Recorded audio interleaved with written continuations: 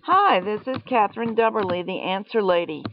I'm here today to show you how to use the Passap knitting machine to knit furry worm trim. It might sound impossible, but actually it's quite easy. Let's see how it's done. Looking at my elderly Passap. This isn't pinky, so it uses this kind of eye, now bullet-shaped kind. And yet we are going to use it to knit furry edged wormed trim onto our piece of knitting. We have to do this a little bit differently than regular worm trim, both because it's a Passap and because we're knitting fur. Choose a furry yarn that's got a thin center, otherwise it will not work. You may be able to thread it through the yarn mast. On this yarn I can. You may have to skip the tensioners on some yarns. In this case, though, I'm going to use every third needle, which is about as frequently as I can make it work for the Passap machine. And I'm going to hang 2 stitches of my garment edge on the 2 leftmost needles. This is my left, this is my right. I know it's in reverse for you. Then I'm going to bring up my yarn tail and get everything cast on that's not already cast on. I'm going to manually knit that stitch and the next one, and I've threaded this yarn already through the yarn feeder so that I can start knitting.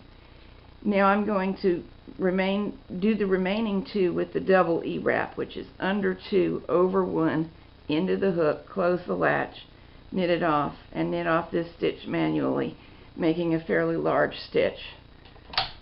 That's me snapping my locks together in case you couldn't see. It's absolutely essential to use weights, so what I'm going to use is one of my heavy forks. You could use a heel grip, but it needs to be substantial weight, and my fork's a little bit heavier. I'm going to work it up here between the stitches. And I think I'm going to leave my beds apart. The Passap will knit like that, and I think we'll be glad of the extra room because of the fuzzies. I'm set at stitch size 8, as large as it will go. 1 row, 2 rows, 3 rows, 4 rows. Now, as always with worm trim, you've got to reach down and lift up your fabric. Because of the spacing that I'm using and the largeness of the stitch, I need to hang another piece of yarn, of the edge of the sweater, but it needs to be at some distance, about a ½ inch from the last time it was hung. And then allowing the edge to fall on this needle wherever it just happens to.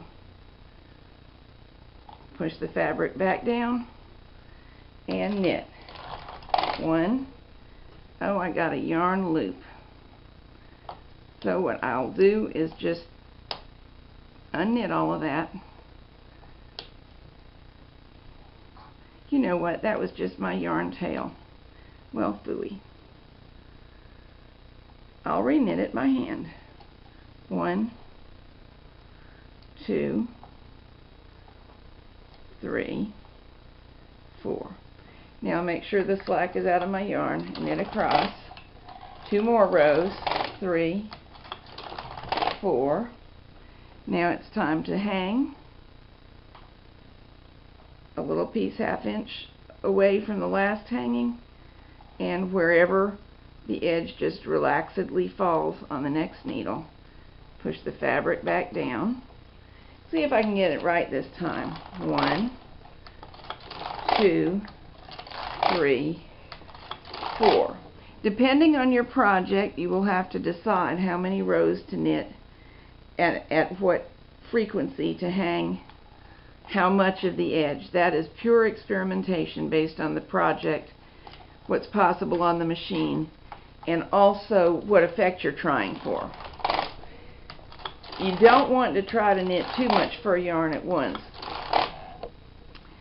on the Passap because you're asking for trouble. We're already stretching the ability of the machine That's true of a standard gauge Japanese machine too. This yarn is thick for both machines, but it's not very big in the sense of the yarn core, which is why we're able to get by with it when we space the needles.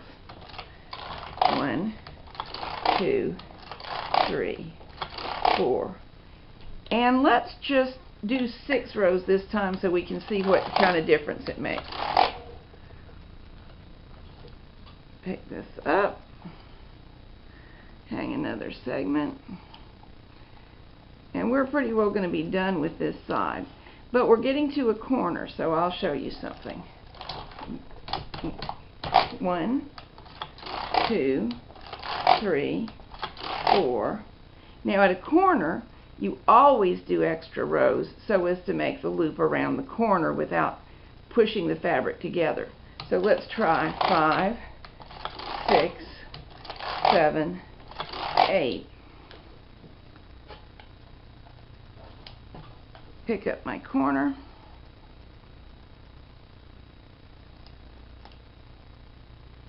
Hang a couple stitches.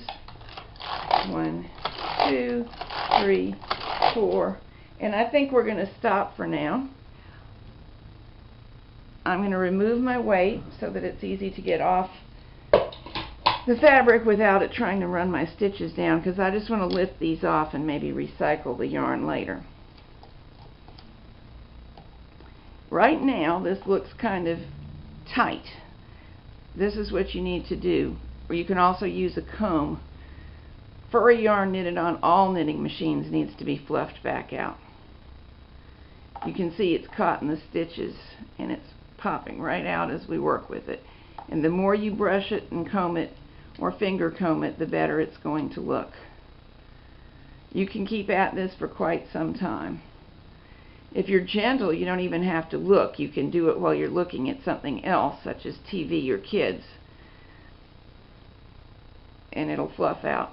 But we have successfully knitted a furry edge onto a Passap knitted piece of something. So if this is the machine you have to work with, do not despair. You can do it, even if yours is 50 or 60 years old, as this old Pinky is.